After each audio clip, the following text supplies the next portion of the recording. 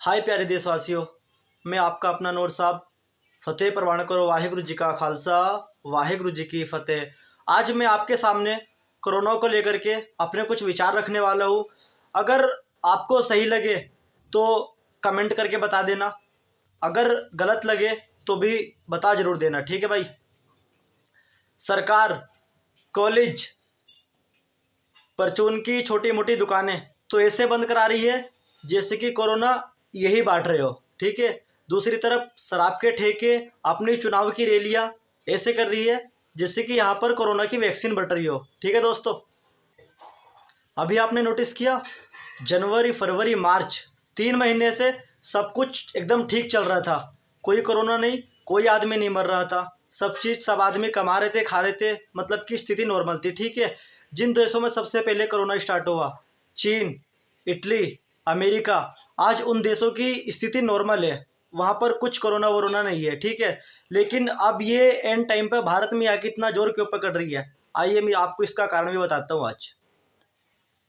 ये जितने भी देश हैं बड़े बड़े, इन सब ने कोरोना की वैक्सीन बना ली है, ठीक है। अब जब बीमारी है नहीं तो वो लगाएगी किसके? तो वे कंपनियां सरकार से और मीडिया से मिलकर इस कोरोना महामारी का प्रचार कर रही हैं, और वे आपके दिमाग में इस कोरोना महामारी का डर बैठा रही है और आपको मेंटली टॉर्चर किया जा रहा है। कोरोना का खौफ आपके दिलों में बिठा दिया है और वो अपने इस मंसूबे में कामयाब भी हो गई हैं। अभी आपने बीच में सुना होगा, अमिताभ बच्चन को कोरोना हो गया था। उस टाइम पर तो वैक्सीन का कोई दूर दूर तक नामो निशान नहीं था, तो फिर वो ठीक कैसे हो गया? जबकि बुजुर्गों को ये वायरस एकदम तेज़ी से पकड़ता है, ठीक है। जब वैक्सीन नहीं बनी तो अमिताभ बच्चन जब ठीक कैसे हुआ?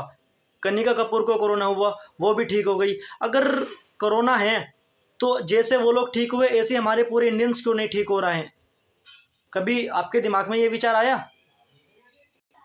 अगर एक आम आदमी मास्क ना लगाए तो पुलिस प्रशासन उसका 1-2 हज़ार का तुरंत चालान काट देती है कि भाई ये अपनी जिम्मेदारियों से भगा है। क्या मोदी सरकार अपनी जिम्मेदारियों से नहीं भगी? इसने जब भर कोरोना चला, इसने अपनी रैलियां क्यों की बंगाल में और बिहार में? सिर्फ कोरोना हमारे लिए है, इन बड़े बड़े लीडरों के लिए नहीं है। नेता लोग अपनी रैलियां कर रहे हैं, क्रिकेटर लोग क्रिकेट खेल रहे हैं, एक्टर लोग अपनी फिल्मों की शूटिंग कर रहे हैं। कोरोना सिर्फ आपके और हमारे लिए, ठीक है, समझे? आपने नोटिस किया कोरोना महाराष्ट्र में इतना क्यों फैल रहा है? आइए आपको इसका कारण भी बताता हूँ। महाराष्ट्र इंडिया की आर्थिक कैपिटल है, आर्थिक राजधानी है, ठीक है। वहाँ के लोग 10-5 हज़ार रुपये खर्चा करने से नहीं डरेंगे। अगर वैक्सीन बनकर आती है तो सबसे पहले ये लोग महाराष्ट्र में उसका कैंप लगाएंगे। बिहार में भी तो इतना कोरोना का हुआ मर सकता है, वहाँ के आदमियों की तो आपकी इम्यूनिटी पता ही होगा कैसे हैं, आप सभी जानते हो। लेकिन महाराष्ट्र के कुछ राज्यों, वो भी कुछ राज्यों में, जैसे कि पूना हो गया, मुंबई हो गया, यहाँ के सारे एजुकेटेड आदमी हैं, पैसे वाले हैं, वो कोरोना की वैक्सीन लगवा लेंगे। दोस्तों, सबसे बड़ा कोरोना हमारे यहाँ माइंड में है और सबसे बड़ी वैक्सीन भी हमारे यहाँ माइंड में ही है। आइए आपको बताता हूँ कैसे।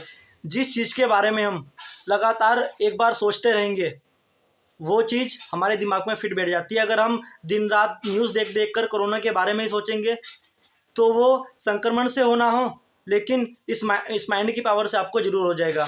आइए आपको एक एग्जांपल देता हूँ। एक बार क्या हुआ, अमेरिका में एक आदमी को मर्डर की सज़ा सुनाई गई।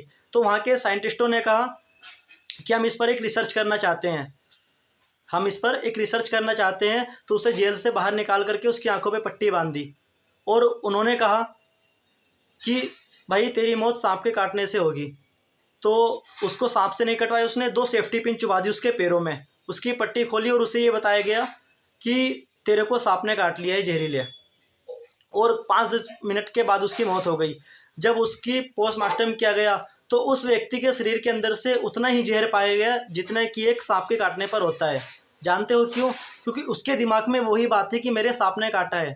तो दोस्तों, हमारा माइंड इतना पावरफुल है, ये किसी भी बीमारी का इलाज भी कर सकता है, उसको पैदा कर सकता है। और अभी ये जो वैक्सीन बन के आ रहे हैं ना, ये कोरोना की नहीं है, सिर्फ इम्यूनिटी बढ़ाने की है। आपकी इम्यूनिटी पावर ये होती है हमारे शरीर की, कोई भी संक्रमण रोग हमारे अंदर हैं तो उसको पहचान के सिर्फ उसको ख़त्म करती है, ठीक है। सबसे बड़ी इम्यूनिटी हमारे शरीर को मिलती है खुश रहने से। खुशी के साधन ढूंढो, दोस्तों अपनी फैमिली के साथ टाइम स्पेंड करो, हंसी मजाक करो, कॉमेडी मूवीज़ देखो, कुछ अपने इससे ग्रुप बनाओ व्हाट्सअप कर या कहीं भी, जिसमें ओनली फॉर हंसी मजाक हो। आप मतलब कि आपका माइंड अपने आप को हैप्पी महसूस करे, खुश महसूस करे, ठीक है। तो दोस्तों हमें इस बीमारी से घबराना नहीं है, इससे लड़ना है, ठीक है। डरना नहीं है आपको बिल्कुल भी, ठीक है। आइए अब आ जाते हैं सरकार पर। मोदी जी ने एक टाइम पर, आपको याद होगा, ये कहा था मैं इस देश को ऐसा देश बनाना चाहता हूँ कि अमेरिका वीज़ा लेने के लिए लाइन में खड़ा रहे। तो मोदी जी आज आपने इस देश को ऐसा देश बना दिया है। आज पाकिस्तान जैसा देश भी ये बोल रहा है कि हम लोग इंडिया की मदद करने के लिए तैयार हैं, और उसने करी भी एम्बुलेंस भेजकर। तो आपने इस देश को इस कैटेगरी के पर लाकर खड़ा कर दिया है, ठीक है।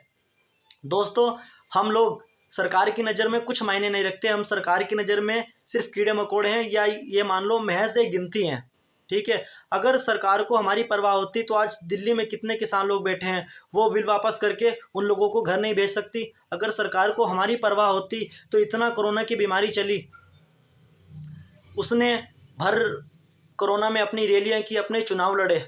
जानते हो क्यों? हो सकता है कोरोना हो ही ना, सिर्फ आपको मेंटली टॉर्चर किया जा रहा हो।